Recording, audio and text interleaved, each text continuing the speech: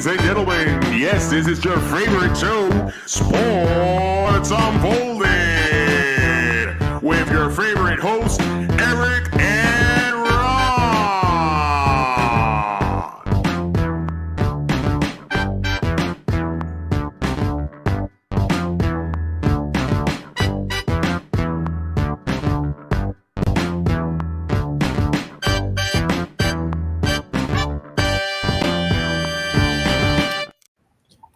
Hey, sports fans!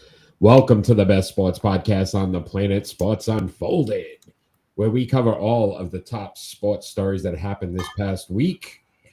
I am your host, Eric. Main man right over there, Ron. How are you tonight? Hello! What is up? Hey, you know what? It's been a slow week. It's different right now. It is very different. I'll tell you that. But we always have something to cover. We do. We do want to ask if you are joining us live. Please join the chat. Let us know if you have an opinion or if you want to chime in on anything we're talking about. We'd love to hear from you.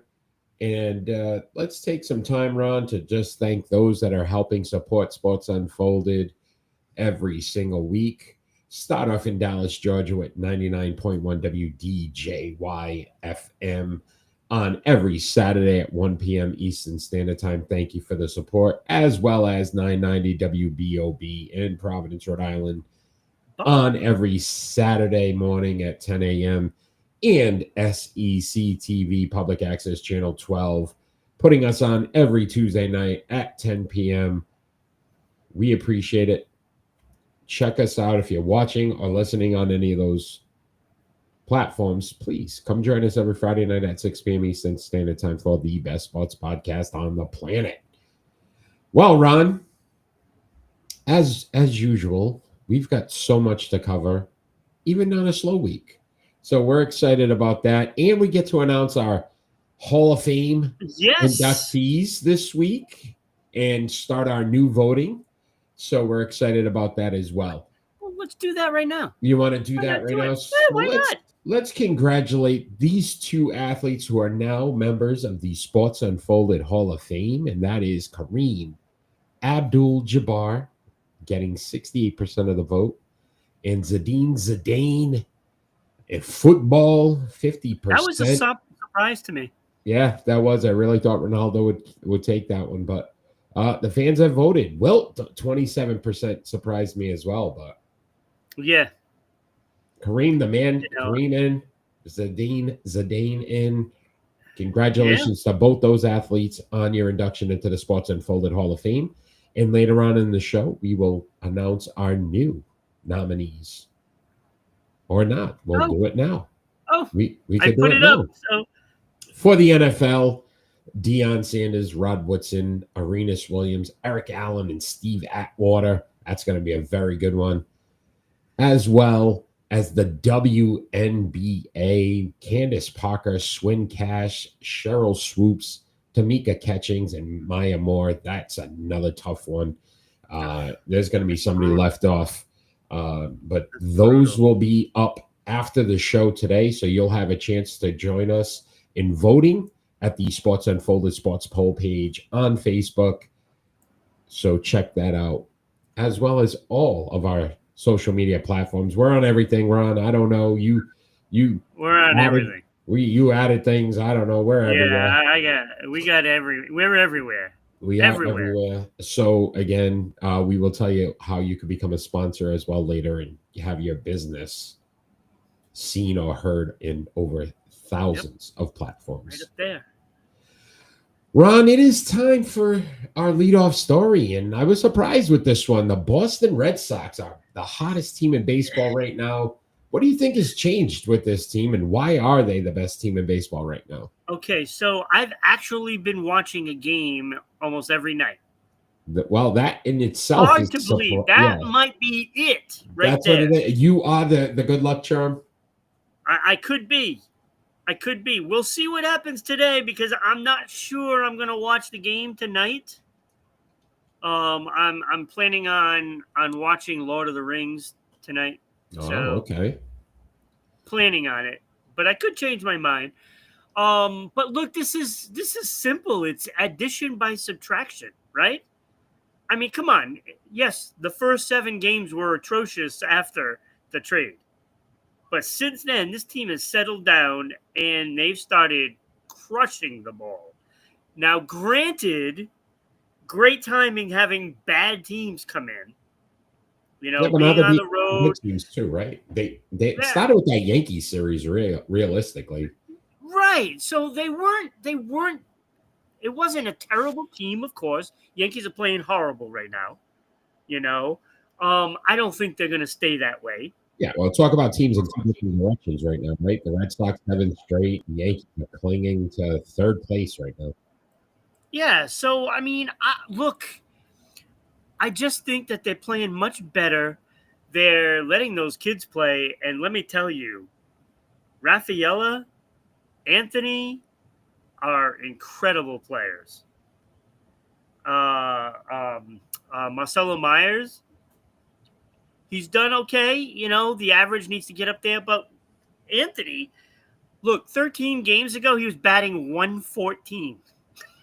He's now batting like 250. He's crushing it. He is crushing it. Yeah, listen, I think to your point, getting rid of Devers, Alex Cora regained the locker room, that Yes. clubhouse. Here's a guy now that we know he can manage. It's just a matter of, did he have players that were willing to basically listen to his message and go out there and just do what the team needed to do. We know Devers wasn't that guy. You also got lucky here where you're getting hot at the right time where certain guys are coming back. Bregman, I believe, is coming back tonight. Yoshida came back. Yoshida's first game, 3 for 4. So now you get another bat in your lineup that you could obviously use. This team in the last 7 games runs batting 317. 82 hits, 13 home runs, 59 RBIs. They're putting up runs. It's unbelievable. They're scoring like 9 runs a game. Yeah, which is insane. And then you think about it on the back end of it, the pitching, 2.43 over the last 7 games, 57 strikeouts. Have only given up 4 home runs and 16 walks in 7 games. That's really good. Right. I mean, Crochet, right? Yeah, you finally got an ace, right? You got an ace. Right. But now you have Giolito, who 6 in and his 1. last 5-6 starts, Yeah. 0.5 or 0.7 ERA, 0.70. That's crazy. Right, 6 and 1. Again, you thought about that pickup. Nobody was excited about it, and now look, right? I wasn't. Brian Bayo, he's pitching well. So everything's coming together at the right times for the Red Sox. You also got to look at some players that are excelling too. Romy Gonzalez is having a phenomenal season. Listen, this guy right here, Ron, you've been down on him for several years. Trevor Story has finally arrived. Right, he maybe 3 years later, but he's finally arrived. And Abreu has played well as well. So I think this is what happened. This reminds me of like the 04 teams, or just a bunch of guys that enjoyed playing with each other.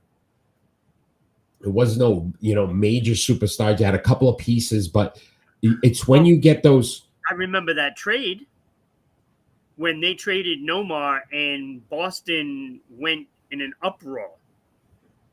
People were so angry, and that turned out to be why they won. Yeah. They traded him. And sometimes, again, you can hold on to players too long. And I think Boston did this right. I can't believe I'm saying this as a Yankee fan, but Boston did the right thing by get rid of Devers when they did. Because you could see that him on this team would have completely dismantled anything they were trying to do. These young kids now look up to Cora, respect Cora, are going to listen to Cora. That wasn't happening with Devers there. No, because it's like Devers was the focal point. And, as great as a hitter he is, he's a great hitter. We all know this. As great as that is, your ego can't be bigger than the team. I mean, we saw it in New England with Tom Brady, how he put his ego aside. That's how you win. Yeah, You and the can't key, have one guy be the guy. Ron, the key here too, Devers is not a team player in San Francisco. You're already seeing issues Right, there, and he hasn't even been there. It's been a few weeks. right. So it's just to your point, his ego out exceeded the team, and it ended up causing so many issues. And now you're seeing a difference with these kids that are just performing at a level. Yeah, because The they're only out thing from the shadow. Yeah, I will say this, Ron, and the only thing that I'm hearing a lot of chat about possibly trading Durant.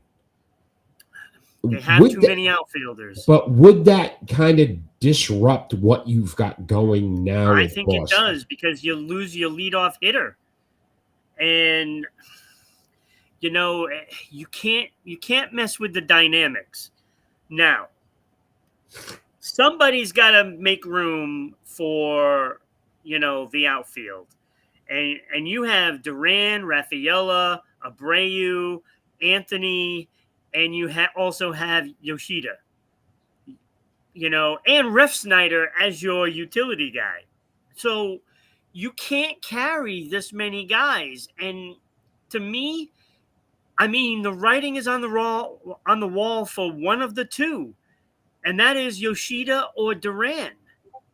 And I'm sorry, I like Yoshida, but he's got to be the odd man out, and that's too bad because they do need him in that lineup because he doesn't strike out.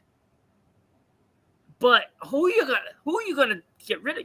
You're not getting rid of Anthony because he's clearly going to be a superstar. Rafaela, I mean, he's exceeded everything that I expected of him. The hitting, the producing of the runs, the running, and of course that defense. You can't get rid of him. Abreu is your only guy that's a legitimate home run hitter.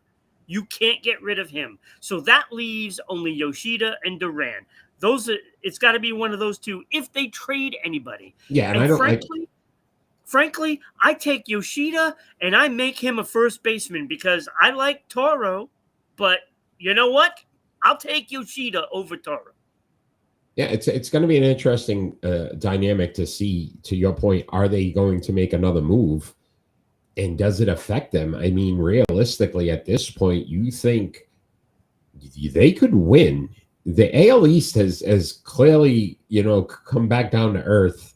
With the Rays and the Yankees and what's happening there, and Baltimore's starting to play a little bit better. Boston's playing better. This is going to be an interesting race, I think, for the back end of the season here after the All-Star break. Is that another thing you worry about as a Red Sox fan, Ron, though, that with too much competition? Well, the All-Star break coming up, if this team continues to win, right? It did it last time, too. That's what happened last season. They were hot in July. Yeah. July was their best month. And right after the break, they seem to have, struggle. So could be a timing thing here, too. So let's hope that for Red Sox fans that you don't see it. If you're joining us live, let us know. What do you think? The Red Sox contenders again? Or is this just similar to last year? I mean, we do have to pump the brakes on it because they did beat up on a lot of bad teams. And granted, Yankees were in there, but they were struggling at the time. So beat the Rays last night. But they did beat Tampa Bay last night in a great game.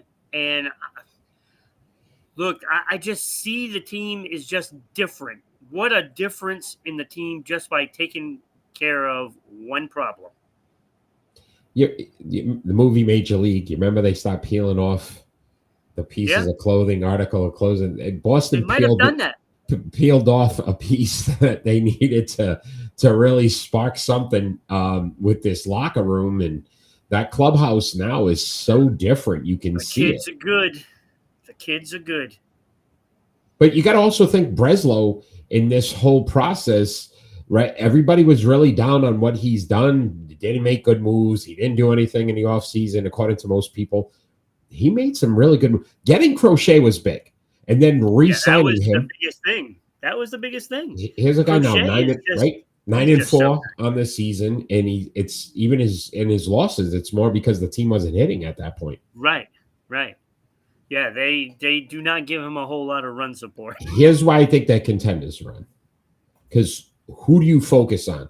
The Yankees. Aaron Judge struggles. The rest of the team struggles. This team doesn't have a guy now that you look at and say, okay, we got to shut this one down because everyone's doing a piece.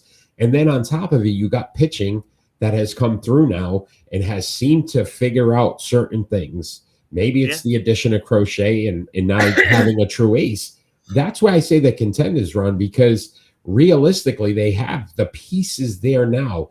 I think they'd be foolish to make a trade and break up what this team is right now. Having too many outfielders is a good problem. The only thing that I could see them doing is making a play for another starter. Only because we don't know what we're going to get from Tanner Houck. You know, coming off the injury, he's just not like he was before the All-Star break last year. But again, you don't have to give up much to get a fourth or fifth starter. Right. So even for that part of it for Boston, they're in good shape. Yeah, because you can always put either the guy you're trading for or Tanner Houck in the bullpen for the rest of the year. And that alone makes the bullpen better. You know, I mean, this team looks really good. I'm stunned. And, you know, after watching that kid, Anthony, what a swing. Oh, my God. What a swing he has. It is consistent, and he's calm at the plate. Like, you don't see him changing his expression throughout any of the at-bats in a game. It's just the same. He goes up there, approaches the plate like he does every single time up, and it's kind of amazing. I don't know what he's going to turn out to be. You know, whether it's a power hitter or line drive hitter, whatever it may be, he's going to be a good hitter. And just the way he carries himself is more like a veteran rather than a rookie. All right. Some great good sign. It's a good sign. It's a good sign. A little split decision here. More likely, the Boston Red Sox make the wild card, make the playoffs as by winning the division, or miss the playoffs altogether. It's more likely, Ron. I'm going to say they're not going to make the playoffs. Whew, you're just doing that because you like to do the Oppo thing. I know what you're doing here. Yeah. I see. All right, some great talk there with the Boston Red Sox. We'll see tonight. They play the Rays. Again. That's what I'm going to wait for. I'll see how they do against the Rays the rest of this series. Yeah, it's a 4-game series too, right? Yeah. All right, let's talk some NFL, Ron. And we're going to talk about two teams, the Detroit Lions and the Dallas Cowboys. Which team has more to prove this season? The Dallas Cowboys or the Detroit Lions? This is a very interesting one. This is a good question. I like this. I'm going to say the Detroit Lions because the Cowboys are what they are every year. They just go into it. So people, they're always optimistic, but, whatever. We'll see them next year anyway. Detroit Lions, however, if they don't get to the Super Bowl this year, there are going to be critics coming out. And if they don't get there, it's going to be same old Lions. They stink. I agree with you that we talk about the opportunities in sports when the windows are open, right? And we say windows are closing.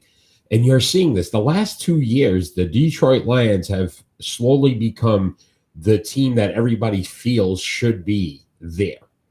Yeah. And to me, if you don't take the opportunity, you see the Washington Commanders starting to make a move and a push and get better. You still have to compete with the Philadelphia Eagles, who are the defending champions, who look like they will remain there for a few years as contenders. Yep. You need to take this opportunity because we know how quickly in the NFL that these things switch and change, and you go from a top team to a bottom team and have to work your way back. Detroit has never won a thing. Right. At least the Cowboys, you could go back to the mid 90s. You've won championships. You were relevant. You consistently have been a team that predominantly makes the playoffs. The Detroit Lions were that team, one of the worst franchises in the NFL for so many years. And now they're the model for so many teams, right? Supposedly. How you build a team and kind of, figure out these pieces to become contenders. The problem is, though, it's nice that you figured it out. How do you get to the next piece of winning? Right. And to me, the pressure's on them. New coaching staff now, right? You got rid of Aaron Glenn, who went to the Jets, and I'm drawing a blank here. That went to Chicago. Why do I feel Johnson? Ben Johnson? Ben Johnson, yes, very good. Ben Johnson, right? Went to Chicago. So now you've got to, change your offensive philosophy. Your defensive philosophy is changing. You've got players now that obviously have been there a couple of years that things may change. You also got Ben Johnson in your division. Right. Who knows your team very well, especially on the offensive side of the ball and what doesn't work. Right. I think you're right. It's Detroit. I don't see them doing as well this year. I really don't. I think losing both the offensive and defensive coordinators, I think, are too much. And they're going to take a step back. Yeah, and it's sad because I think a lot of people were, especially last year, I think most people really had them locked into making the Super Bowl. And I think we said it, the perfect matchup would have been Buffalo-Detroit, right? One of them has to win a Super Bowl at that point, right? Yeah. Like both of these franchises, and yet neither one of them can get over the hump. No. And I think Buffalo's timeline is probably even worse because the AFC has a lot of good teams and a lot of good quarterbacks. Yeah, it's and again, you're also Jared Goff, who we were not very high on a few years ago. How much longer can he perform at this level? So there's so many questions with Detroit. Dallas and what's going to happen. Dak's going to come back this season healthy for we'll see how many games, but that's usually where they're going to lie is what happens with their health. Right. Will they make the postseason and then lose there? That's kind of the timeline for the Dallas Cowboys. Right. It's going to be an interesting season because there are a lot of question marks around the league. Especially when you look at, certain divisions and how some of them maybe, have too many good teams, or as opposed to some of those divisions that just did not play well last year. When you had San Francisco, where are they going to be in all of this? Yeah, right. We expect them to be better, right? Healthier and right. So that's another team that Detroit has to have in their rear view mirror that they can come back, and make the playoffs. And then you find yourself going up against San Francisco in the postseason. That's not a gimme. It's not a gimme. Yeah, and Washington, I mean, look at the leaps and bounds they made. And they put some other players on that team. They added Debo, Tunzel, so they're stronger on that side of the ball. It's going to be interesting to see if they can maintain where they've been for the last couple of years. I think to your point, I think they're going to be worse. And, I think so. And it's a shame because that window is going to close pretty quick. They've had like a 3-year run, and it's over. Somebody slamming that shut right. with the shutters and everything. Yeah, nailing that bad boy down. Yep, nailing that bad boy down. They're preparing for a storm. without a doubt, my friend. All right, Ron, it is time for starting five. Yeah, this is a good one. 3, 2, looks like Patrick Swayze a little bit. It does. Right? I was It like, does. did you I take said that from the a same movie? thing when I was putting it on there. This. You know why I picked Doug's for this segment? Time So goes by. we're gonna give you our starting 5 athletes named Doug all time. But I did this because Michael Douglas announced his retirement. I was like, oh, we've done Mike. We'll do Doug. Wait a minute, Michael Douglas, the actor? He's retired. He said he is officially retired. He is old. 81. Ah, but that's the Ant-Man stuff. Yep, done. That was it. Uh-oh. So Uh-oh. we're doing Doug's. Basically, we're going to Teach give me how you. to Dougie. Oh boy, let's not. All right. I am first this week, so I'll start us off with my Perfect. honorable mentions. I have 3 of them. Doug Jarvis, four-time Stanley Cup winner. Yeah. Doug Williams, the first African American quarterback to win a Super Bowl and the Super Bowl MVP, as an honorable mention, and also fan favorite Doug Flutie. One of my honorable mentions. So those are my 3 honorable mentions. Yeah, I did not have any of them on my honorable mentions, but I do have several honorable mentions. Go ahead. You know, I felt bad that I don't know, the fans. you'll understand it. Okay.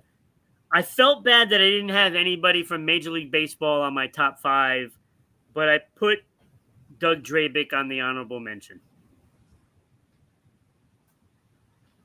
Just because there's no baseball I thought players. you would have went like Doug Marabelli or one of those. Well, I could have went there. Doug DeCinces too, but Yeah. he's not as good as Drabick, and Drabick is stretching it. Also honorable mention. Doug Lowe, pictured right below you as he's winning gold. He won 2 golds in 800-meter races in 1924 and 28 Olympics. 2 gold medals. Honorable mention. He was crying as he's crossing the finish line. He's like, oh. And I don't know what the second place Michael guy Douglas was retired. back at the third place guy. Michael Douglas retired from acting. I think you should do the same. That was not very good. These are good. The Oscar will not go to Ron for his performance in Crying Man I don't winning want a an gold Oscar. medal. Crying Man winning a I want an gold Oscar. medal. God. I Do want it an again. Emmy. You want an Emmy? All right. All right, Doug Kent. Who's Doug Kent, you ask? Pro Bowler with 10 titles, including the ever-popular 2007 Denny's World Championship title. Can't go without a Grand Slam. That's right. See? I think they're four of them for $10. Doug Kent. And let me tell you, I've tried so hard getting a picture of this next one.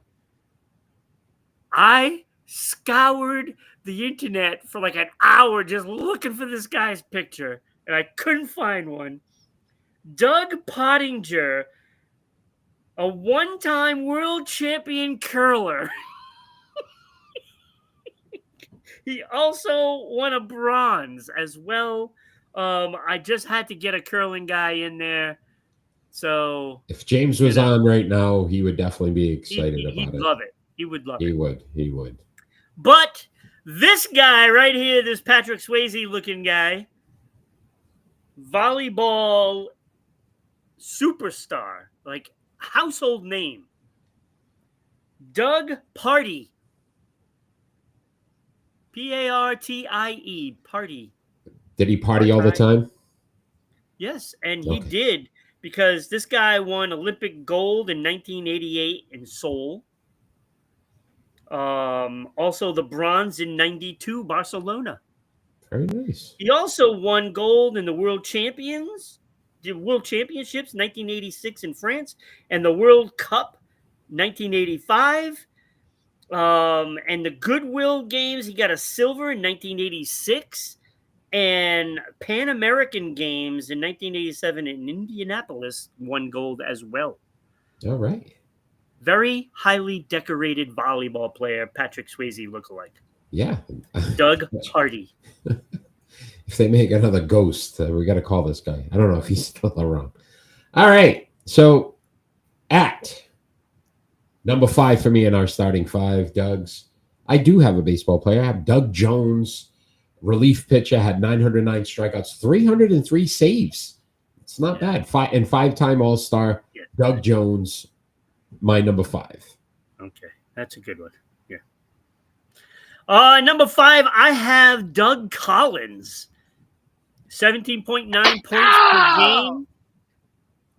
Wow. You don't like Doug Collins? You think he's too low? Is what you're saying. Yeah. That's what it was. 3.2 rebounds, 3.3 assists. Hall of Famer, 4-time All-Star, Doug Collins. Would have been Doug Christie before Doug Collins. But anyway, 4-time All Defensive. Isn't even close to that. 4-time All Defensive, man. Yeah. That's the dirty work. That's the guys that deserve it. But anyway, all right. Get out of here. At number 4 for me, offensive lineman Doug Wilkinson, 195 games started, 3-time Pro Bowl, 1-time All-Pro. I love those guys in the trenches. They don't get enough love. So I put them in at my number 4. Yeah, that's a pretty good one. I like that one. 3 Pro Bowls, 1 All-Pro. Great player. Great player. Number 4, right? We're on 4? We're on 4. Doug Wilson, former Chicago Blackhawk great defenseman.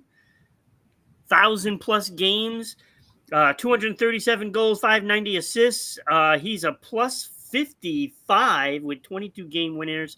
Hall of Famer, 3-time All-Star, and the Norris Trophy winner. I have him at number 4. Great player. All right. Number 3.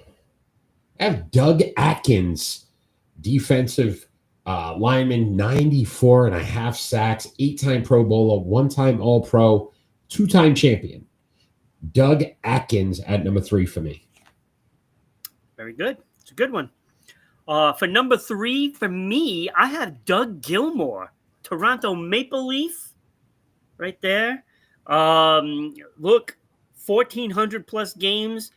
He had 1,414 points, almost a point a game.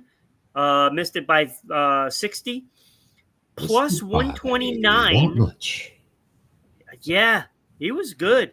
56 game winners, Hall of Famer, 1 Stanley Cup, 1 Selke Award for best defensive forward. Mm-hmm. So I have him number 3. All right. 450 goals. That's pretty damn good. Not bad at all. So that's why I had him at number 2. Doug Gilmour, 450 goals. You said it, 964 assists, 1 Selke, 1 Cup, a plus 129 in his career too. That's pretty damn good. Yeah. Number 2. Number 2, I have Doug Atkins. Hey, look at that. Number 3. Look, I mean, those numbers are rather impressive, right? I mean, 8-time Pro Bowler, 1 All-Pro, the 2 NFL championships. Yep. That certainly helps. 94.5 sacks. I mean, this guy was. And I'm sure back then they probably didn't. He probably played when they didn't count sacks for a bit too. I'm sure. Yeah, that's the guy way down the other end there. Yeah. So we are on to number 1 in our starting 5, Doug's. In mine, I'm sure it's the same as yours. Doug Harvey. It's hard to. It was eye-popping, wasn't it? Holy cow! I mean, again, for a defenseman, plus 46, a little concerning there. That was the only part of it. But 452 assists, 11-time All-Star, 7-time Norris winner, and 6 cups. Pretty damn impressive. He was number 1 for me. Yeah, he's one of those guys that was mostly all defensive. He was out there for all the best players. And when you are going up against guys like Rocket Richard and all that, you need to be good. So, look, 11 All-Stars. You know, this is like he's kind of reminds me of like Ray Bork without that huge offensive numbers. And back then, that's what defensemen were. It was defense first. So, what a great player he was. It pains me to put a Canadian there, Oh yeah, there we go, buddy. but and then I get the freaking Toronto Maple Leaf on the side of me. I'm surrounded by Yeah, what is going on with you today? teams. All right. All right. This So is a that good was one. our This is starting good. five. It was a fun one. Good. Michael Douglas retired, so we went Doug. We did some Dougs. I was today. wondering why you were doing Yeah, this. it's just it's like Michael Douglas. So It was a good one though. I liked it. I thought it was Yeah. with some good players, and there was so many players that were really good that I didn't even get. And then the I chance. was also Like thinking Dougie the back. Hamilton. Yeah, yep, Dougie Hamilton. I was also thinking too if he did the last name like Sherman Douglas, That fan would make it favorite, really right? difficult. But yeah, so there was some good ones in there. Yeah. So, and Doug Christie is a pretty decent player. Like he Four-time was all no defensive. slouch. Four-time all Yeah. defensive. He could Yeah. lock down Kobe. Believe it or not, he did pretty well against Kobe. Yeah. All right, there was Ron. Doug Smith, the offensive lineman as well. He Yeah, there was pretty some good Dougs. There was some good Dougs. Yeah. All right, let's talk some NBA. And the Oklahoma City Thunder, they're all in, signing all of their top players. Is this a good choice? Ron, I want to start off, if you don't mind, with just going over the contracts. Jalen Williams, 5 years, $287 million. Chet Holmgren, 5 years, $250 million.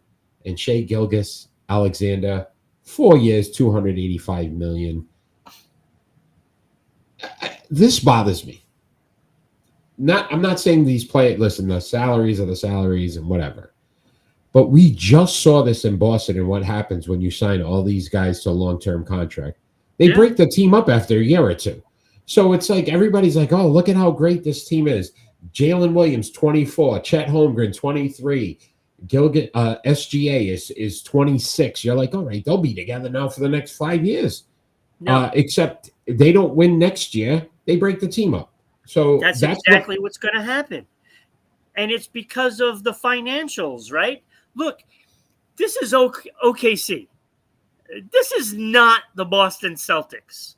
It's a small market. It's a small market team. The Boston Celtics couldn't make money this year because of the salaries that they're paying. They were losing money.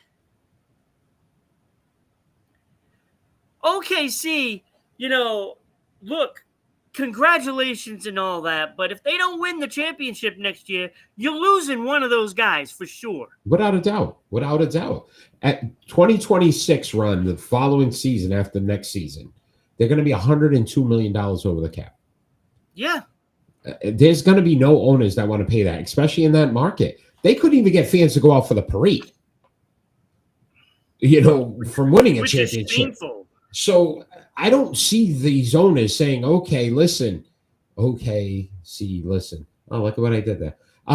But how do you continue to sit back and to dump all this money in if they don't win? They need to win again next year. That's the only way you keep this together. And I don't understand why these teams continue to do this. I think Holmgren's a very good player and Williams a very good player, but they could have very easily kept one of them and then found some pieces in between with SGA to make it work. I think this is it's like fool's gold. You're playing with something that isn't real. It's not going to happen where we're going to see this team for the next 5 years. Yeah, I think this team should have probably dealt away Williams. I think they should have dealt him away because I think he's the guy that you can get. I don't want to say that you can just get him off the shelf somewhere but you can get him anywhere. Not trying to say but I'm saying it. Yeah, well said. It made a lot of sense. You can't get him anywhere, but you could get him anywhere. I got it. It makes sense. Yeah, I got it. All right there. I don't know. I get keeping, SGA. I get that, and I get. Yeah, you have to keep SGA. Chet Holmgren. I get that. but you can get a guy that does what Williams does. You can I would get also that. say this, though. Ron, Holmgren's been injured. He didn't play his first year. Yeah. He played 32 games last year. Yeah. Right? Yeah, he played completely in the postseason. But, I mean, I also could say that you could get a Chet Holmgren. 15 points, 8 boards a game is not anything that we had Cornette. Right? Think about that one game he had in the post. One game. There you go, Ron. You sold me now. I wanted to keep him, though. Now he's in San Antonio. I don't even know. He's going to win a championship. And then Al Horford now, they're talking about Golden State possibly. Oh, come on. No, not Al. Big Al's they gone, need to make him an assistant coach. He's not. He's gone. It's a done Player deal. Coach. It's a done deal. Big Al's gone, too. So, I mean, listen, congrats to those guys for getting those contracts, but I don't know. I just feel like at some point, either the league's got to say, listen, if you sign these guys, it's got to be a minimum of whatever. Because before you could trade them or something, this is getting out of control. I'd be worried about that franchise, to be honest with you. Because in 2 years, they're going to be starting to bleed. It's going to be money. SGA and nobody else because they're going to have to get rid of everybody. Yeah. I don't know. We're seeing it in Boston. You can't. You don't even recognize the team. I don't even know who's going to. I was watching Summer League games today, Ron, for the Celtics because I figured some of these kids I'm actually going to have to watch play this season because they don't have anybody on the roster. Good luck. I don't know. I don't know. All right, Ron. Still a playoff team right now. They are, which is sad. Pretty sad to say, too. They would not even be close if it was the West. Yeah, no, not at all. Not at all. All right, Ron, let's talk some more Major League Baseball. This is a big story coming out. A possible salary cap for baseball. Would it be good for the sport? It depends. I think they need one because financially, these teams are going to start going under too. I think Major League Baseball is in serious trouble, and they don't see it yet, but it's coming. I agree with you in this aspect, Ron. The top team this opening day payroll was the Dodgers with $329, and you think about the deferred money they got for Ohtani if they actually had to pay that. $329. The Miami Marlins opening day payroll $67 million. And this is why I say they're going to be in trouble no matter what. If I'm a Miami Marlin fan, Ron, what makes me want to even go to the game? I don't know. I don't understand why they do. Are your hot dogs free drinks, free something? Because I'm not paying to watch a minor league team. You got a minor league team basically competing against, you know what I mean, MLB. But this is the problem, Eric. They have this luxury tax, and it's supposed to spread the money around. It's not. These teams are collecting the money, and they're not using it. And that's why I think the cap has to be, you need to be at, like the NFL does it perfectly. Every team has to be at the cap. You can't say, oh, I'm not going to spend $100 million of this. Like you got $100 million, you got to spend it. Yeah, you have to have a floor and a ceiling, and that is, I know that's the way it is in the NHL as well. You can't just sell everything off and put a scrub team out there. It should be 10%. You have to be 10% of whatever the cap is. So if it's $300 million, that's a $300 million for a team. You get $3 million. You got to be. It could be at $297. You know what I mean? Yeah. Like that's what you get. Yeah. Yeah. Because again, it's just ridiculous that this league continues to give these guys these astronomical contracts, and the teams that can afford it are going to just keep doing it. And these teams like Miami's, Kansas City's, they're never going to have a team that is going to actually. They can. They just choose not to. They're not going to make the money, though. The Dodgers are making, the Yankees are making, the Mets are making. But that's what the luxury tax is. That money that these teams are paying are supposed to go to the I get it, other Ron. Teams that don't. I get it. But what I'm saying to you is if I had a jersey for the Yankees, for the Dodgers, or the Miami Marlins? Which one you buying? Oh well, of course. So I'm they're buying making money. Miami. Exactly. That's because you like you like those You teams chose that the are, wrong teams there. listen. A normal person who doesn't know baseball and Right. has Yes, I no know what you're saying. right, no affiliation, no loyalty to a team, they're gonna buy those popular teams because those are the ones that are always on television. Those are the ones Yeah. that everybody's talking about. That's where all the big name players are, and Right. this is what ends up happening. So those teams can't afford to do the things that these other teams can. And ultimately, if you don't make it where every team, hey, New York, you got to lose a couple guys. Hey, guess what? Juan Soto's not getting $780 million Yeah. to This play. is Like that's where those it's are going the to stop. problems, really. It's. Oh, I don't know how they're gonna work that out because, Well, they say if you just turn on the salary cap, that's going to change a lot of things, and players that are at the top of the chain are yeah. going to have to conform, and they're not going to like it. Guess who doesn't want a cap? The players. They've pretty much said that they're not too happy about it. The owners obviously do. I think to your point, there has to be a cap of how low you can be. Yeah, Regardless of your market. If your market can't afford it, then you shouldn't have a team. And right. I'd hate to see cities lose teams, and I'd hate to see, but you think about it. Cincinnati Reds have been bad for quite some time. Why? Because they don't play. They don't pay for players. Kansas Yeah. City doesn't pay for players. Miami Marlins don't pay for players. Like you're going to Right. have to get to a point where you're paying true. for some of these guys. It is totally true.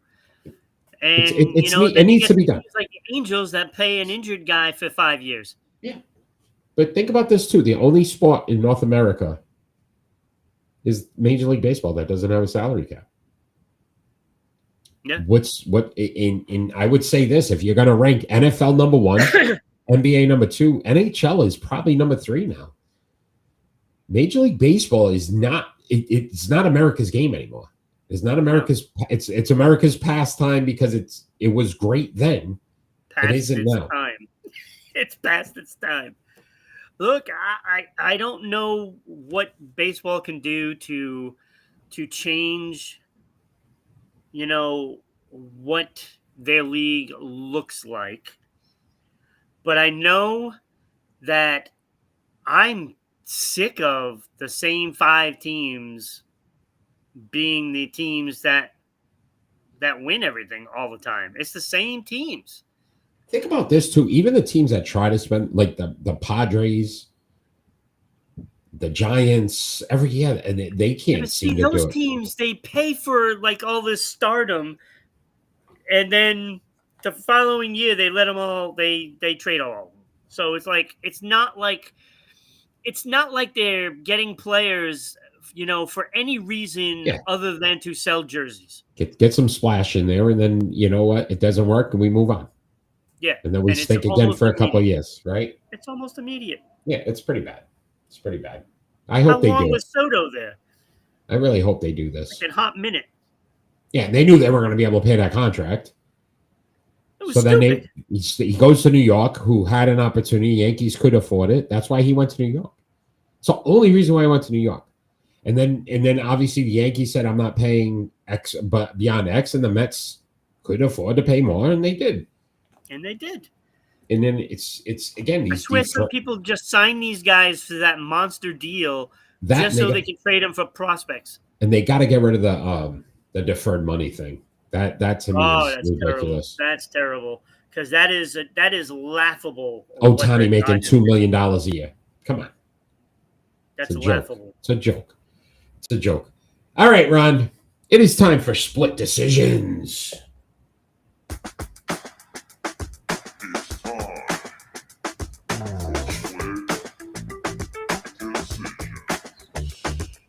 Our split decision segment, basically, we give each other 2 more likely questions, and we got to make a decision.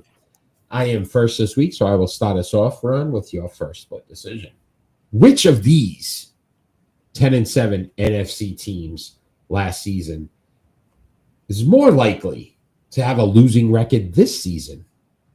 The Tampa Bay Buccaneers the Los Angeles Rams or the Seattle Seahawks, all 10-7 last year. Who's more Seattle likely to have? Seahawks. Wow, you were too quick on. Come on, Sam Darnold's the man. The man. Look at what he did with Minnesota. This is very similar to the question that I asked you. I don't know if it was last week or the week before. Who is, the whole winning quarterback kind of thing? Yeah. It's the same principle. Okay. I have confidence that the Rams are going to be good. I have confidence. I think they got some good players there, and and then The I'm Bucks. not confident. I'm not confident in Seattle. Okay. I would have been more confident if they would have kept, their guy. Geno Smith. No, not that guy. Receiver. DK Metcalf. Yeah, it would have been more, it's like, okay, we're gonna get rid of Geno Smith and we're gonna get a quarterback in here. But let's get rid of his receiver. The best weapon on the team. Yes. Makes sense. I like it. So I'm not confident. And it'll be all Sam Darnold's fault. All right. What do you have? Oh. Wait, where did it go? I'm on the right page. What the heck? What are you doing, buddy? All right. Danny in the house. How are you? Hey, Danny. Hey, Danny. All right. So we just talked baseball a moment ago, and we did talk about this. So I might as well do this one. Who will the Red Sox more likely trade by the deadline? Jarren Duran, Masataka Yoshida, or Cedane Rafaela? Rafaela's playing too well. I think they've got a gem there. Yoshida, I don't think anybody's going to take that contract just based on his injury history. Even with a good bat, he's not great in the field, so that limits you to a DH role only. Durant is the most likely to go, but I also feel like he's probably your best player right now. So that's where it gets interesting. But I would think Durant would be the most likely to get traded. It's kind of sad. Yeah, but I think I hope it doesn't happen. Like I said, you need. I would keep him. You need a first baseman. Yeah, I would keep him without a doubt. All right, Ron. Nice baseball question. I have a baseball question for you. Which pitcher is more likely to win the ERA title this season? Paul Skeens, who's at a 1.94, or Tarek Struble, who's at a 2.02? More likely to win an ERA title. That's a tough one because they're both in different leagues. They could both do it. They could. That's a good way to look at it. All right, both of them are going to. Who will finish with the best ERA? Then is that more likely to finish with the best ERA? Skeens or Struble? I'm gonna go with. Struble. Gotta go with Scoobs. Hey, Scoobs, Scooby Snack. Because he's going to play less pressure baseball, because they're a better team. Detroit is a better team. Yeah, so I think he's going to be able to be more relaxed out there than Skeens, who's got to pitch in Pittsburgh. But he's still doing well. He's still doing well, though. I will say this: Struble has won an ERA title, so. I mean, he could do it. Eric, my interview is next week with Becky and Ron. Oh, he's got an interview with you and Going On Daily? Yep, he's going on the show on Tuesday. Oh, I'll have to check that out. Eric, it is must-see TV. All right, Danny, on Going On Daily this Tuesday. Yes. Congrats, Danny. I'll look forward to watching that, man. That's awesome. All right, Ron, your second split decision. All right, my second one, staying with the trade thing. Who is more likely to be traded? Zion Williamson, LeBron James, funny how Danny shows up for this, and Joel Embiid. Who is more likely to be traded? You want. So we always do this process of elimination, right? Zion Williamson hurt all the time. I don't think anybody wants to take that contract. Wouldn't trade for him. Embiid, always injured with that contract. Wouldn't want to pay for him. LeBron James makes the most sense here, that he's the only guy that can play 70-something games. And if you were just saying what, and I heard a team again today, like Golden State Warriors want to make one last run with Curry and try to win it all, you could see like a LeBron to Golden State type move. So I would say LeBron James more likely to get traded than the other two, and it's based more off of injuries. Because honestly, if you were saying, oh, I could get a guy for the next 4 years, I would go Zion, but I'm not sure he plays 4 years. I might get 2 out of those 4. And that's a lot. Finishes the next season. LeBron, did he change to Cleveland? Cares about him. Wow. Take his son back with Danny. That's your team. I can't believe it. See, all this time I've been saying this about LeBron James and how he's not, the king. Now Danny's on your side. And I got a hard time from Danny about this, remember? Yeah, oh yeah. And he's come around to the dark side. The tides have turned. All right, Ron. Great questions. Let's move on to some NHL. Oh, that's great. Yeah. That's priceless. Let's move on to some NHL. And the question tonight is it time for the NHL to change their draft structure and format? What? You didn't enjoy that draft a couple weeks ago? I wouldn't even say this, Ron. It's not that I don't enjoy it. But I'm going to throw out some numbers first. And then I want you to answer me. So I look at it this way. There's no anticipation when they do the NHL draft, because these kids that get drafted, you may A, never see them on your team, B, maybe 4 to 5 years before you see them, and then C, why am I going to get excited about somebody that I don't even know anything about because I'm never going to see them play in a sweater for my team? So these are just first rounders. 2024, 15.63% played in the NHL, which was 3 games. The entire draft for 2024, 2.67% played on an NHL club. 23, you move up, 43.75, still not 50% of the first rounders. 23 games played. 8.48% of those drafted in 2023 played in the NHL. 2022, so we're 3 years in now. 81.25% of the first rounders play in the NHL. Great, right? You're starting to see, but it's 3 years now in. 20.89% of all players drafted played in the NHL. 2021, 78.13. Little dive there, so I guess the talent wasn't as good. 25.45.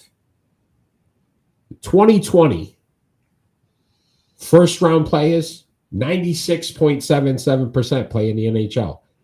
It takes 5 years for you to get a first round draft pick to actually have him play on your squad. Like, that's absolutely asinine to me.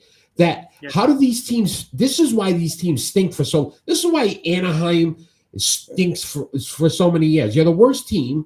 You're drafting guys. You're going to hope in 5 years they're going to actually play in the NHL. I think they've got to figure this out. Well, it's just the numbers, right? Look, you're not figuring out, rocket science. When you look at the amount of players on the roster that play in a game, It's not like the NBA where, you've got 13 guys on your roster basically. So the sheer numbers are beneficial to a league like that. And I get it. My problem is that it's the first rounders. Like, these are the guys that should be ready to go. Because those are all young players. You're talking about, in a lot of cases, 17-year-olds. These 18-year-old kids, then it's not like in other sports, they're not super developed. But so let me ask you this question: the four, we said we ranked the four most popular sports. The two I would put at the bottom of the four is the NHL and Major League Baseball. Right. Both have a very similar drafts. Where again, you draft a kid, it's even in the worse. Middle of the season. Yeah, it's actually next week. But then you don't even see the kid. No. Whoever they draft number one, you'd be like, 10 years from now, you're like, oh yeah, that was the number one pick. 10 years it could be. It's ridiculous. Yeah. NFL last year, 32 players drafted, one player didn't play. One. Yeah. And that was J.J. McCarthy because he blew out his knee in preseason. Right. Every first rounder at least played, and the lowest was 6 games. Yeah. To me, it's like, because how do I get that instantaneous, thing? Right, gratification. You want to watch it. You want to see this kid. You want to Drake May with the Patriots last year. And this is the thing, Eric. The college program is the minor leagues. It really is. And that's how it works for football. And it also works like that for basketball for the most part, right? I mean, seniors, they come out, chances are a lot of those top seniors are going to get drafted and they're going to find themselves a home on a team and they're going to get into a game most likely. But in the NHL and in baseball, it's quite the opposite. And this is why when you get a team at the bottom and they don't draft well, it stunts them for decades. Which is, I think, a problem. And I think they have to either figure out that the college game, or should I say this kid getting kicked off? There's nothing you can do about that. It is all because of the size of players. And, they still have to grow into a man, to be honest with you, in the NHL. You put a 17, 18-year-old kid out there against a squad of all NHLers, they're going to get decimated. And we saw this with Patra. He got hurt, right? Because his size is so small to an NHL player. They're not used to the speed of the game, and the contact is much, much greater in the NHL than it is in the juniors, where they're playing as 17 and 18-year-olds. And then they go to college. I don't know. I mean, it's different. And and it is. You're right. It's never going to get better than that because they can't develop. First of all, goaltenders take a long time to develop. Long time. As do defensemen. The offensive talent always is the first to show up because it is that offensive talent. But as soon as you throw in the defensive side of their game, they're lost. I just feel like you can't market to fans or grow the game if there's no anticipation. So we look at, again, Cam Ward of the Cleveland Browns, the Tennessee Titans. I saw Cleveland when Danny's comment. But you go Tennessee Titans, I'm going to want to watch him play. Yeah. Connor Bedard, when they announced he came right into the league. You want to see it. Rare. Right? But that's where I say I feel like who'd Boston draft in the first round? Higgins. May never see this kid. You're not going to see him for 2 years. But you know what I'm saying? So, how as a Bruins fan do I get excited about it? And that's the hard part, right? when you have a team and say they draft poorly or they have a poor prospect pool, and that generally happens after you make trade after trade after trade to try to be, Stanley Cup contenders, you kind of squash your prospect pool. So it is tough to get excited for a guy that you just draft this year because you're not going to see him for 2 years. You may see him in 2 years in Providence. You may. And that's what I'm saying. Like, I feel like there's lost opportunities here where. Yeah, Danny's right. Like Gretzky and Modano, it's not like that. Guys generally don't step in and become an instant, success. It's very rare. If it was I drafted him, and then halfway through the season, you start to bring them up and he start to play. But to your point, they're either playing in college still, playing overseas, playing like I don't know. I just think it's a bad format because I don't think you can ever build that game. That's why there's nothing you can do about it in hockey or baseball. But that's why I said too. This is why their draft on TV stunk. Because most people don't care because that isn't the reason why it stunk. But it doesn't help that you're not going to get excited about anybody you saw getting picked because they're not playing. Yeah. It took 5 years to get 96 of your first rounders to actually play in an NHL game. 5 years. Yeah. I don't know. And it is a problem, and this is why baseball, I don't even know if they I don't think they put it on TV. They don't. Maybe on Major League Baseball Network, but that's about it. I'm not sure. All right. But you can't get excited about somebody that's not going to play on the team. Exactly. And you're right.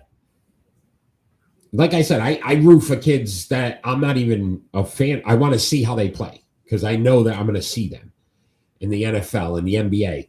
In the NHL, it's pointless. I don't even think they should advertise the draft. All right. Ron, it is time for pick and roll.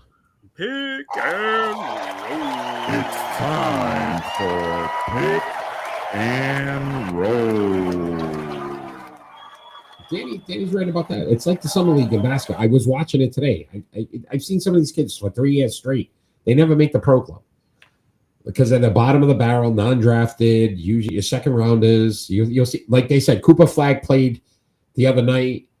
And then he'll probably play one more, and then they don't put him in. That's it. He's done. So I don't know. But you'll see him in the regular season.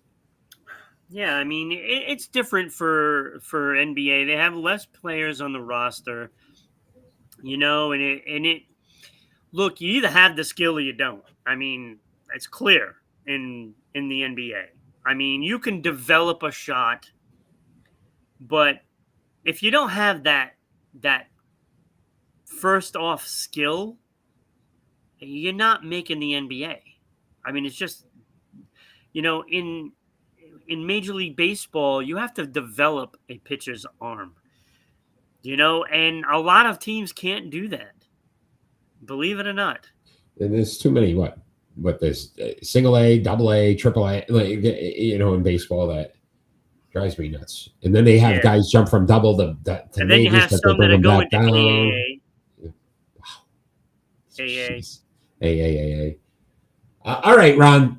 Our pick and rolls segment this week, 1997, 28 years ago. These players were drafted, and they are Patrick and they just Malone, got into the league this year. Marian Hossa, Joe Thornton, Oli Jokinen, Brandon Moreau, and Sergei Samsonov. We are going to rank them from 6 to 1. I am first this week, so I will start us off. Did you know that 2 of those guys were drafted by the same Bruins? Team? By the Bruins. Yeah. Samsonov and Thornton.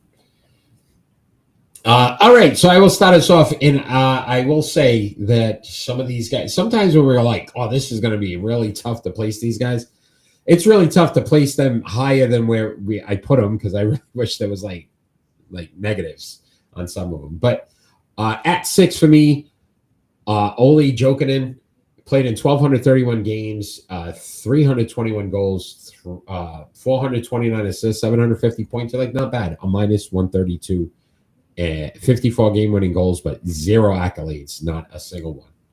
So he was 6, which pushed Sergei Samsonov, to number 5 because at least he won something, a Calder.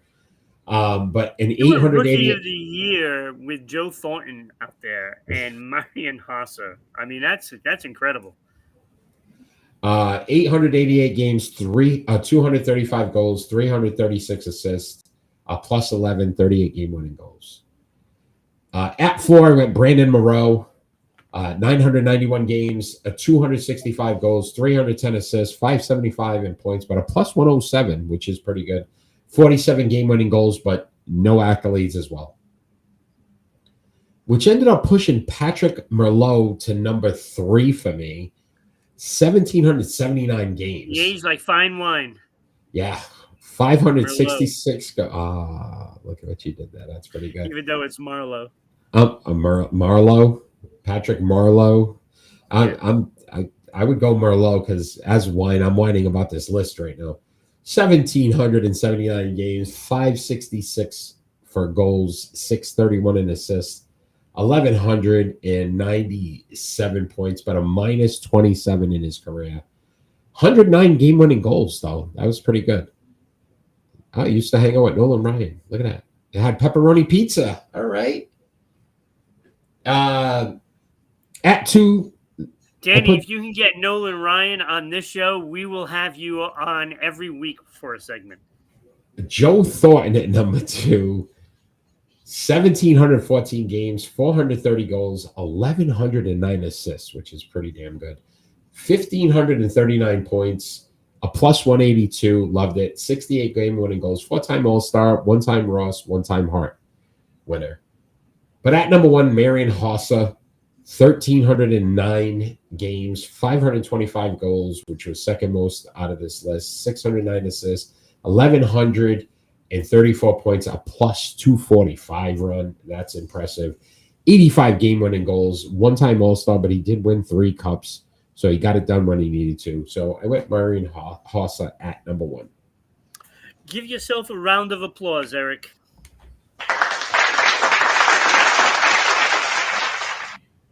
That is very impressive that you got this list exactly right. I also had Olli Jokinen at number 6. That minus 132 is just dreadful. Like, you could be bad defensively, but you can be a detriment to the team, and this is why he didn't win anything. I also had Sergei Samsonov, number 5. A guy who had a lot of talent. I don't know, just ran out of time, I guess. He was like 5 good years, and then that was that. So, but he could score. He had a nice shot. He was pretty quick. But it didn't translate in the NHL. Not for long, anyway. Also, I had number 4, Brendan Morrow. Great player, great little player. Nice piece to have on your team. 265 goals, 310 assists, 991 games. Almost made it to 1,000. If I'm that close, I make sure I get to 1,000. Mm-hmm. Plus 107. So he's good defensively in his own end, and he can chip in some goals. So just nothing came with it. It was, it was kind of vanilla. Yeah. Good player.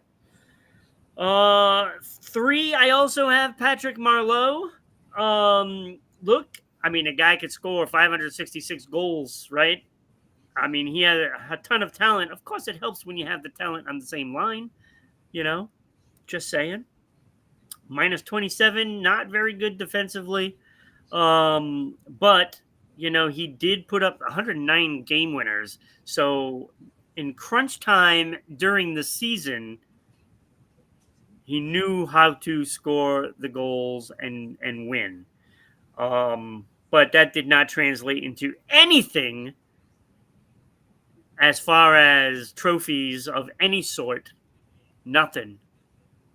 Not even an all-star appearance. So I mean, for that many goals, not to make one is kind of bizarre. But It was. you know, good player though, very good player. But the other two guys are just elite, and it's hard to believe Joe Thornton did not win a cup. Probably the best player in the NHL never to win a cup. I mean, I can't think of anybody offhand who was better that didn't win, and that includes players like Cam. 1,539 points is very impressive. It's amazing. It's amazing. 1,100 plus assists, 430 goals. I mean, he was just pure talent. And, the 4 All-Stars. And that's saying something because, we were talking about some other players that played center that didn't get to the All-Star games. And he did with those talented players in the league. So he made them, and he was that good. But number 1, Marian Hossa. I mean, the best Marian in NHL history, maybe. Marian Stastny has something to say about it, but definitely the best Marian. All right. 525 goals. I mean, definitely Hall of Fame. And that's another thing. Hossa is in the Hall of Fame. Joe Thornton's in the Hall of Fame. How is Patrick Marleau not in the Hall of Fame with all those goals, right? So there's something there. There's something there. So Hossa, 1,100 points, plus 245. This guy is just good any situation, and including winning Stanley Cups is his thing because he's got 3 of them. And when you get a guy that knows how to do it in the postseason, that's even better. So, yeah, one All-Star, I don't care. With 3 cups, I'll take the 3 cups. Right, and the only guy on this list to win a cup. Yeah. So. Yeah. No. So 1997 draft class there, not bad. Yeah, I checked the rest of the draft to see if there was anybody in the 2nd, 3rd, 4th, 5th, 6th rounds, and no. Yeah, 96% takes 5 years. Anyway, all right, Ron. They hit on that one, that's for sure. Yeah, they hit on that one. All right, so let's discuss once again our Hall of Fame inductees. Let's congratulate them one more time. Kareem Abdul-Jabbar is now a member of the Sports Unfolded Hall of Fame. Congratulations, Kareem. And Zinedine Zidane for soccer, for football. Current soccer player. Right? He is now officially in our Sports Unfolded Hall of Fame. Congratulations to both those athletes. Voted on by the fans, so congratulations there. But that means, Ron, that we have some new voting that is opening up tonight. And for the NFL, we'll have Deion Sanders, Rod Woodson, Arenas Williams, Eric Allen, and Steve Atwater. This is an extremely tough one. As well as... Yeah. I don't know how you're not going to vote for some of those guys. For the WNBA, again, some unbelievable talent here. Candace Parker, Swin Cash, Cheryl Swoops, Tamika Catchings, and Maya Moore.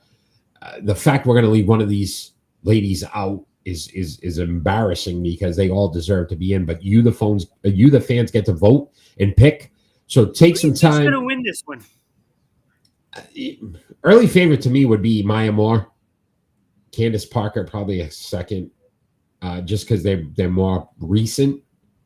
I think people know them more, but you look at the numbers. Cheryl Swoops Cash has been in the headlines too. Yeah. So this will be an interesting one. Check out the Sports Unfolded Sports Poll page on Facebook. You can cast your votes tonight. Those will be up. So please take some time to help vote the next inductees into the Sports Unfolded Hall of Fame. Check out the Sports Unfolded website as well, and you can see all of the nominees. You'll see Zinedine Zidane and Kareem Abdul-Jabbar being added to that this week as well. All right, Ron.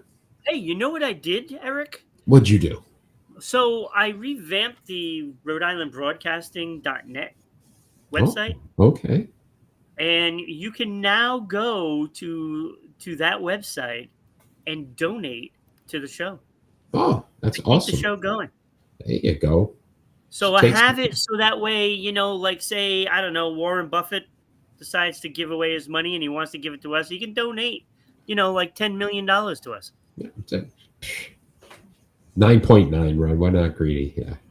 Okay. Yeah, just saying. Yes. All right. That's awesome, man. That is awesome. All right, Ron. It is prediction time. Thank you. We get a lot of these Spindles is watching. All right. So on our predictions last week, not so good. Bad week for both of us. I don't even want to put this up. But This is at terrible. least I got the NASCAR top 5 driver, but 2-4. Ron 1-5.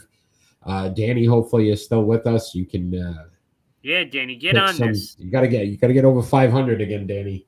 So basically, we are going to give you some games. You pick the games. Let us know if you are not on the chart and you'd like to get your name added to the chart. Please pick these games along with us as well. We start off in Major League Baseball, Ron. Series tonight, the Los Angeles Dodgers at the San Francisco Giants, 3-game series. I'm going San Francisco here. The Giants, the Dodgers have not played good baseball. I think they've lost 6 straight. They're starting to fall apart a little bit right before the All-Star break. So I'm going to the Giants here in a stunner. Yeah. I am going with LA Dodgers because I think San Francisco Giants are going to start falling apart with the rumblings going on with Devers. I'm going to take LA Dodgers. This is the series that's going to get them back on the winning side. Giants 5 games behind. So if the Giants can win 2 of 3 or sweep, that race gets very interesting. If you want to make a pick, Dodgers at Giants, 3 games series, let us know. Also tonight, Ron, you got the Philadelphia Phillies visiting the San Diego Padres, 3-game series. Who do you have? I'm going to go road team again. I'm going to take Philly. I'm going to take the Philadelphia Phillies. I think they can squeeze out two games in that series, so I'm going to go with them. Yeah, I agree with you on that one. I went with the Phillies as well. I just feel like San Diego kind of coming back down to earth now after their series with the Dodgers a couple of weeks ago. All right, WNBA action, Ron. The 13th, we've got the Atlanta Dream at the New York Liberty. Believe it or not, Dream in second place here. But I think the Liberty at home, not playing as great as they did early in the season, but I went New York here. Yeah, I did as well.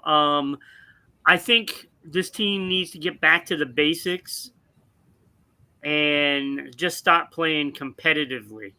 I think their egos got a little bursted, the last couple of weeks, playing some just solo basketball. When you got 5 players that aren't playing together, you're not winning games.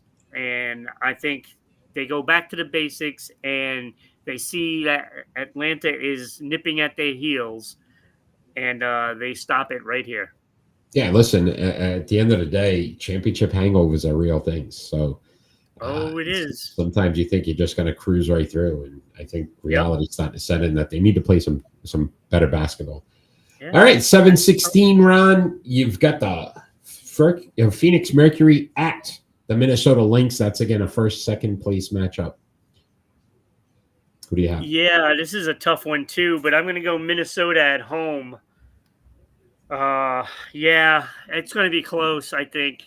Phoenix is playing superb this season, and I like the direction that they're going. Yeah, Lynx, 3 losses on the season. I think they're a little upset about losing the championship last year. They're out to prove something. Yeah. Phoenix only 3 games back. So, again, this is a big matchup. This is a playoff matchup. Yeah. So we'll see. I agree with you. I went Minnesota. All right, Ron, we got some Wimbledon women's action, the women's finals. Amanda Anisimova versus Iga Swiatek. I'm going with the American here. I'm going with Amanda. American winning the first since 2016, I think they said. Venus Williams. So It's been a while. America's coming back to win Wimbledon. I'm going with Amanda to get it done. I'm going Anisimova. All right. I like the Mova. Mova. All right. Thank you. All right. You're welcome, buddy. You're welcome. Very good. Yeah, you're very talented here. Good fight tonight, Ron. Katie Taylor versus Amanda Serrano. This was, if you don't remember, the Mike Tyson, Jake Paul. These ladies can hit. This was just nonstop. The best fight of the without a doubt card. And the first one was just as brutal. So we get to see it for the third time tonight. Who do you have? I'm gonna go Amanda Serrano in this one. It's her turn. It's her time. I agree with you. Going with the Puerto Rican, she was upset the last time. That fight could have went either way. I'm sorry that she was supposed to win that one. Yeah. She was robbed. Yeah, I went Serrano here. Katie Taylor, very great boxer, good career, but again, 39. You're starting to get up there, and she's not winning this one. Yeah, this is gonna be a tough one. All right, we got some NASCAR as well. Save Mart 350 in Sonoma. We need a top 5 driver on. I'm going with Chris Buechler. Buechler, Bobby Boucher's cousin. So you went in a different direction too. I went and I tried to figure out, all right, give me an F1 kind of guy, right? And I came up with Van Gisbergen. Van Gisbergen. He just sounds like an F1 guy because it's a street race, right?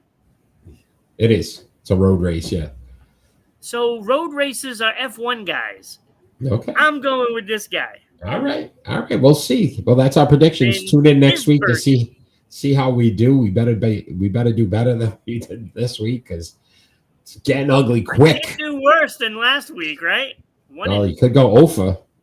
Well, I could, but so you still could get worse. All right. So that's our prediction segment. Again, tune in every week to see how we do. We're on tuning. And you could get your name on the chart and see if you could beat us to win some prizes. So you want to join in for the segment every week. All right, Ron, before we get into our final thoughts, I love every week when you tell all the wonderful people out there how they can become sponsors of this great show, the best sports podcast on the planet, and get their advertisement right above me in this little banner. How can they do so? Yeah, Eric, it's like I tell everybody every single week. It's like going to your local coffee shop, yada, yada, yada, yada. But it is summertime, and we are going to go back to Dell's. We don't want to give them a free sponsorship. That frozen lemonade company that is by the beach. I know here in Rhode Island, we have that Dell's. But there's nothing like it. So you get your frozen lemonade, a nice large watermelon frozen lemonade. It costs less than that because let me tell you, those things cost an arm and a leg. They cost an arm and a leg. And, and when you're at the beach and you lose an arm and a leg, it's probably from a shark or frozen lemonade. So just like that, get on the site. You can put your name up there like WDJY. Sponsor the show because your sponsorship will air on the radio where we get like 13,000 listeners. So you might want to do this. Take advantage of it, people. Thousands of eyes, ears on your business every single week. So take an opportunity to check that out. Email Rhode Island Broadcasting for that information as well. Do want to take a moment again to thank those in Dallas, Georgia, 99.1 WDJY FM for putting us on every Saturday at 1 p.m., as well as 990 WBOB on every Saturday at 10 a.m. and SEC TV Public Access Channel 12 on every Tuesday night at 10 p.m. Thank you all for your support and continue to help us grow. And we're going to move into some other markets, so be prepared for that as well. We're excited about that. Ron, it is final thoughts time, and our final thoughts don't necessarily have to be about anything sports related. It could be about anything happening in the world today. First, I will start us off with my final thought, and it is about these NBA salaries, and they continue to rise. And we just saw SGA sign a record deal, which will pay him $990,000 per game. That's more than Brown now, right? He is the highest paid per game. The crazy part is that they're within the next year or two, you're going to see a $1 million per game player. And it just blows my mind of how far sports have come, that you're going to have a player making in the NBA $1 million per game to play. My, I guess, final thought would be to all these teams, we want to continue to see the salaries raise, the TV contracts and all the money that's out there, and it's great. But think about the fans too, with that guy that's making the $1 million per game, when that fan can only see him for 1 to 2 years because you need to trade him because you can't afford to keep him. How much sense does that make too? So I think at some point the league really has to figure out either how to keep the cap at a point where they can afford to keep players, or eliminate some of these taxes or some of these things that are making it difficult for fans to appreciate the teams you're putting on the court. It's sad that, again, Boston, we had a 1 year run, and it's over. And it's like, that's what sports is today in the NBA. It's you get your one shot, your one opportunity, seize every moment you ever wanted. Would you capture? Oh, sorry. But I was like, wait a minute, this sounds like it's an Eminem song. but that's where we're at now in sports. We just don't get to enjoy these players long enough. So I hope they figure it out, at some point sooner than later, because to see OKC win it all, which was great, and know that in 2 years they're going to break this team up, really doesn't make it enjoyable for any of the fans. But that's my final thought. Eric, I have 2 of them. Whoa! All right. And surprisingly, you didn't take one. So see that, buddy? and I knew you weren't going to take one of these. But first off, yesterday morning when I woke up to first one of the hosts on Going On Daily couldn't make the show, so I had to step in to host and be on it. This is after going to bed at 2:00 in the morning. But after I found that out, I went on to, my phone and starting to look for my topics, and I found the most awful news I've heard in a while. HBO canceled Duster, starring Josh Holloway from Lost. Canceled after 1 year. I was so mad. And, it's a great show, and I've watched, all but the last 2 episodes so far. So save them.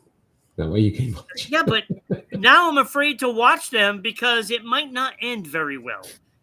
In fact, now I know where they are on the plot right now. It is going to end horribly, and it's going to be a cliffhanger, and I'm never going to get closure on this. And I'm so tired of networks doing this. Before it even airs, they cancel shows, and it infuriates me. So, HBO, I'm done with you. Done.